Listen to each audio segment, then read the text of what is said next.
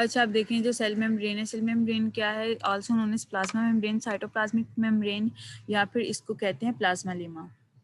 Plasma Lima जो है इसका हिस्टोरिकल नेम है, जो न्यू मैम ये वाली स्लाइड हो गई थी, ओके। सेल ये वाली मेम्ब्रेन, भी हो गई ये वाली। थी यहाँ से। अच्छा, अब क्या सेल का बेसिक जो फंक्शन है, आउटसाइड द सेल जो होते हैं surrounding water based environment, ions जो हैं एसिड्स और एल्कलीज प्रेजेंट होते हैं। एल्कलीज जिसमें बेसिस आ जाती हैं हमारे पास, वो प्रेजेंट होती हैं। आयंस जो हैं, जो एक्स्ट्रा सेलुलर फ्लूइड होता है उसके अंदर जो आयंस होते हैं प्रेजेंट होते हैं, जैसे कि सोडियम आयन आ गया, क्लोरीन आयन आ गया, जो कि क्या करते हैं एज वेल एज जो अदर न्यूट्रिएंट्स होते हैं जिनको जो सेल होता है in order to live and grow उसको मछली उसको एब्जॉर्ब करना पड़ता है। और ये जो सेल मेम्ब्रेन है वो अपना पार्ट इसी में जो रोल है इसी में प्ले करती है कि आउटसाइड द जो सेल है उसके अंदर से जो भी सेल को रिक्वायर्ड मटेरियल होता है उसको अपने अंदर लेके जाती है, और जो सेल के अंदर वेस्ट प्रोडक्ट होती हैं उसको बाहर लेके आती है। अच्छा, अब इसके टू बेसिक फंक्शन है, टू बी या बैरियर। बैरियर यानी कि जो है एक ब्रिज के तौर पे ये काम करती है। कुछ चीज़ों ने अंदर आना होता है उनको अंदर लेके आती है, और जिन चीज़ों ने बाहर जाना होता है उनको बाहर लेके आती है। अनवांटेड जो सब्सटेंसेज है जिनकी सेल को ज़रूरत नहीं होती, चाहे वो आयन है, एटीपी है, या कुछ कोई भी किस्म की जो है कॉन्स्टिट्यूएंट्स हैं। अब ये गेट है, गेट हुई है ऑब्वियसली लाइक अ बैरियर। ये करता है ट्रांसपोर्टेशन सेल के अंदर, उसके आयंस के अंदर जो है उसकी आयंस, उसके जो मटेरियल है उनकी जो जिसको सेल को ज़रूरत है उसके अंदर उसकी जो न्यूट्रिएंट्स हैं उनको टेक अवे करता है, टेक इन करता है, और जो बाकी एक्स्ट्रा वेस्ट प्रोडक्ट्स होते हैं उनको टेक अवे करता है। अब आयनिक डिस्ट्रीब्यूशन है क्रॉस मेम्ब्रेन क्या है कि मेम्ब्रेन्स के जो है आउटर मेम्ब्रेन से इनर मेम्ब्रेन में आयंस की जो होती है उसकी डिस्ट्रीब्यूशन। अब आयंस में कौन कौन से आ जाते हैं कि पोटेशियम आइंस आते हैं, सोडियम आइंस आते हैं, क्लोरीन आइंस आते हैं, क्लोराइड आइंस जिसे कहते हैं, जो कि एक सेल के अंदर एक अपना important role, major role play करते हैं। आइंस बाकी भी होते हैं लाइक मैग्नीशियम हो गया, लेकिन उनकी ये जो पोटेशियम, सोडियम और क्लोरीन की जो कंसनट्रेशन है वो हाई अमाउंट में पाई जाती है। अब जो पोटेशियम आइंस हैं वो क्या करते हैं कि हाई कंसनट्रेशन होती है इनसाइड ऑफ द सेल, यानी कि सेल के अंदर इसकी कंसनट्रेशन हाई होती है। क्यों? क्योंकि पोटेशियम आयंस ने क्या करना होता है सेल के अंदर इलेक्ट्रिक पल्स जो होती है उसकी नर्व इम्पल्स या इलेक्ट्रिक पोटेंशियल जो होता है वो जनरेट करना होता है, जिससे सेल जो होता है एक्टिव होता है, अपना पोटेंशियल शो करता है, और जो उसकी वर्किंग होती है वो फास्ट होती है। जबकि सोडियम और जो क्लोरीन आयंस है इनकी कंसनट्रेशन जो होती है बाहर वाले रीजन में यानी कि एक्स्ट्रा सेलुलर रीजन में ज़्यादा होती है। इंट्रा सेलुलर रीजन यानी कि इनसाइड द सेल, और एक्स्ट्रा यानी कि आउटसाइड द सेल। और और इसीलिए इनकी जो कंसंट्रेशन है सोडियम और क्लोरीन आयंस की वो इनसाइड द यानी कि इंट्रा सेलुलर रीजन्स में, सेल के अंदर वाले रीजन्स में या उसकी ऑर्गेनेलिज में जो होती है इसकी कंसंट्रेशन वो लो होती है। अब न्यूरॉन क्या है? न्यूरॉन को हम आगे स्टडी करेंगे रेस्टिंग, इसमें न्यूरॉन में resting membrane potential. Neuron is the basic working unit of the brain, यानी कि ये ब्रेन का बेसिक वर्किंग यूनिट है जिसके बगैर जो है ब्रेन वो वर्किंग नहीं कर सकती। अब स्पेशलाइज्ड सेल है जो कि क्या करता है इंफॉर्मेशन को ट्रांसमिट करता है to the other nerve cells, muscles और ग्लैंड सेल्स, यानी कि मसल्स को जो बाकी ग्लैंड सेल्स हैं या ऑर्गन्स हैं। जाहिर है ऑर्गन्स कैसे, अगर कोई ऑर्गन जैसे स्टमक है वो गैस्ट्रिक जूस अगर सक्रीट कर रहा है तो वो क्या है बेसिकली एक हार्मोन या ग्लैंड की मदद से वो उसको सक्रीट कर रहा है। सो ये क्या करते हैं न्यूरॉन्स, ये नर्व सेल्स के लेके जाते हैं, और ये बाकी जो हैं मसल्स जो हैं उनकी तक इंफॉर्मेशन लेके जाते हैं। अब मैं आके आपको बता रही थी जब माइक म्यूट था कि न्यूरॉन्स के हैं, ये सेंसरी न्यूरॉन्स होते हैं, मोटर न्यूरॉन्स होते हैं। अब जो सेंसरी न्यूरॉन्स का क्या फंक्शन है कि अगर ये ना हो तो कैसे बॉडी को डैमेज मतलब मिल सकता है, कि जो सेंसरी न्यूरॉन्स हैं वो बेसिकली क्या करते हैं सेंस से बॉडी के, क्योंकि हमारे हेड टू टो जो है न्यूरॉन्स प्रेजेंट हैं, क्योंकि हेड टू टो हमारे सेल्स प्रेजेंट हैं।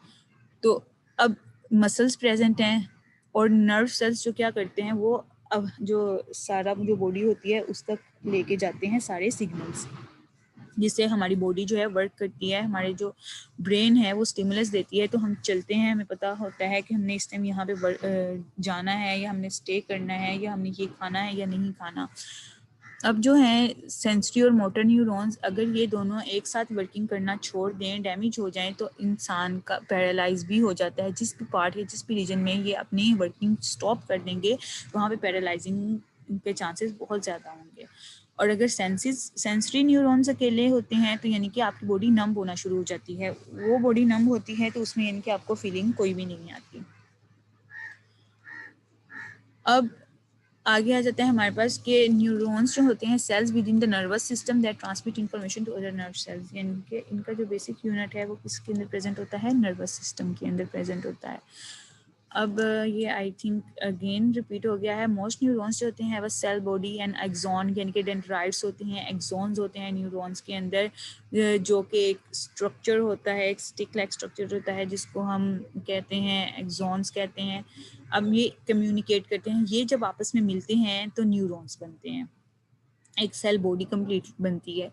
It communicates with other sales by special connections called synapses, यानी कि वो न्यूरॉन्स जिस कनेक्शन के जरिए बाकी सेल्स के साथ, बाकी नर्व सेल्स, ग्लैंड सेल्स या मसल सेल्स के साथ कॉन्टेक्ट करते हैं, वो क्या है बेसिकली कनेक्शन का नाम सिनेप्सिस। सिनेप्सिस क्या है, ये एक स्ट्रक्चर है जो कि न्यूरॉन्स को करता परमिशन जो कि न्यूरॉन्स को परमिशन देता है, न्यूरॉन्स को जो है स्टिमुलस देता है कि न्यूरॉन इलेक्ट्रिक या कोई भी केमिकल सिग्नल दूसरे न्यूरॉन्स को या दूसरा टारगेट जो सेल है, टारगेट सेल यानी कि जिसके आप जो बॉडी ने जिस सेल को स्टिमुलेट देना है स्टिमुलस, उसके अंदर ये हेल्प करता है। इसकी डेफिनेशन है, it is a structure that permits a neuron to pass an electrical और chemical signal to another neuron or to the target effector cell, यानी कि जिस सेल के ऊपर जाके इसने अफेक्ट करना है। अब नर्व इम्पल्सेस क्या है, nerve impulses is the way nerve cells यानी कि जो न्यूरॉन्स हैं